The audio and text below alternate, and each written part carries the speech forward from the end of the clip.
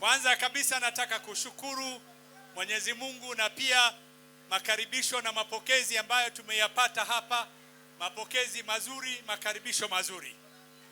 Pili, nataka kusema kwamba mimi nimefurahi kujiunga na chama cha DCP kwa sababu DCP ni chama ambacho inataka uzuri, ni chama ambacho inataka mema ya Wakenya, ni chama ambacho inataka mabadiliko halisi. Na Wakenya wameumia, hali ya maisha imekuwa ngumu, kupata chakula imekuwa ngumu, uchumi imekwenda chini, ufisadi na upendano umezidi. Wakenya wamefinywa sana, mambo ya kodi, vijana hawana kazi. Wakenya wanakamkunji wananiambia wamechoka, hawezi kubebana na mzigo huu wa ufisadi na siasa mbovu. Tunataka maisha bora, tunataka siasa bora. Na mimi nataka kusema kwamba kiongozi wa chama hiki ni kiongozi mzalendo. Rigathi Gachagua ni kiongozi mzalendo, ni kiongozi anayopenda watu wake na nchi yake, na uzalendo ndio inaleta hiyo jambo la kuwafanyia kazi wananchi. Kwa hivyo anawaambia tuko hapa ndani, safari yetu imeanza na tutakwenda mpaka tutakaposhinda katika uchaguzi na kuunda serikali mpya. Jambo jingine ambalo nataka kusema hapa ni kwamba Kenya ni nchi moja, watu moja. Ni bora tuwe na undugu, mashikamano, tupendane na tukae pamoja. Kenya moja. Kwa hivyo hao watu wanaozungumzia fitina, chuki ya kikabila, kutukana makabila mengine, hatukubali. Mimi nalaani watu hao. Sikubali kama kiongozi kwamba tutumie wakati wetu kutukana makundi mbalimbali na makabila mbalimbali. Na hakuna tofauti, hakuna fitina, hakuna vita baina ya Wakikuyu na Wasomali. Tunaishi pamoja, tunapendana. Na ukiangalia huko kwetu Kamkunji, biashara za Eastleigh, nyumba za Eastleigh, nyumba ya pili, nyumba ya tatu katika Eastleigh ni ya ndugu zetu wa Kikuyu. Tuko majirani, tunaishi pamoja, tunapendana. Kwa hivyo yule mtu ambaye anaeneza uvumi wa kikabila aachane naye. Hatukubali.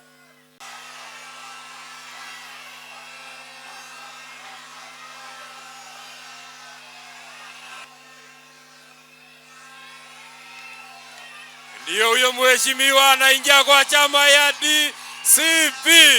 Wapi nduru? Karibu sana kwa chama yetu ya DCP. Karibu sana.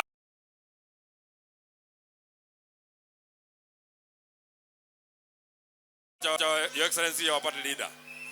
Hata huyu mheshimiwa Mwiki awekwe kofia, hakuna shida. Kuja mheshimiwa Kago awekwe kofia.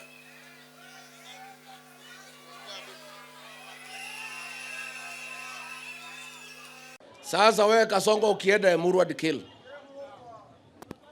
because nilikuwa hapo, hakuna barabara, hakuna maji, hakuna stima. Hawa Kipsigis wanalia hata kuliko watu wengine Kenya. Wewe unaenda hapo kesho, wacha nikuulize swali Kasongo.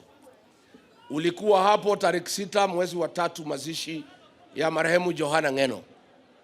Ukaahidi watu ya Emurua Dikil ya kwamba watu 12,000 wale waliondolewa Mau Forest, utaweka pesa kwa budget uwapatie. Ukienda hapo kesho, vile haiko kwa budget, utawadanganya namna gani? Wewe umeenda nyumbani kudanganya watu nyumbani. Ulisema 12,000 people utaweka pesa kwa budget. Video iko hapo. Sasa unaenda huko kesho, nimeangalia budget, hii pesa hukuweka, utawaambia nini? William Ruto ulienda hapo ukadanganya hawa ya kwamba eka 5,000 ya ile shamba ya marehemu Cheluget utaweka pesa uwanunulie. Ukasema umeongea na familia. Hii pesa hapana iko kwa budget. Ukienda hapo kesho utawadanganya namna gani? Ulienda hapo Kasongo the same day, ukasema 1500 acres ya Ngata Barakoi land ambayo wewe mwenyewe umenyakua, ukasema utawanulia hiyo shamba. Hiyo shamba bado nunua, na hata kama utanunua kutoka kwa wewe mwenyewe, kwa sababu wewe ndio umenyakua hii shamba. Sasa ukienda Dikir kesho, utaenda kudanganya hii watu nini? Ulisema siku hiyo ya kwamba utaweka milioni 750 million katika Masai Mara University, uweke college, constituent college hapo Dikil. Ukasema utaweka hii pesa kwa budget, nimeangalia hakuna.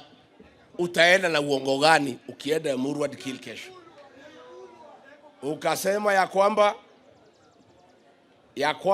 ukiwa hapo, ukasema artist utawapatia 20 million. Sasa hiyo 20 million ubebe kesho uwapatie, kwa sababu bado. Kwa hivyo mimi niseme ya kwamba Aden Duale, Ruto kuleta uhasama kati ya Wakikuyu na Wasomali. Wewe hakuna biashara na watu yako mnafanya Nairobi. Biashara nafanywa na hii Wakikuyu na Wasomali. Ukiwakosanisha, tukikupeleka nyumbani mwaka ujao, utawacha hii Wasomali kwa shida, na hatuwezi kubali. Kwa hivyo mimi naomba watu ya Northern Kenya. Jana nimekuwa na watu kutoka Isiolo, kutoka Marsabit. Kila mtu ameingia DCP. Nikibia ng'ambo, nikirudi kidogo, nitakuja kutembea Garissa, nitatembea Wajir, nitatembea Mandera. Northern Kenya is part of Kenya, na lazima tupiganie haki yao, na lazima tutafute uongozi bora. I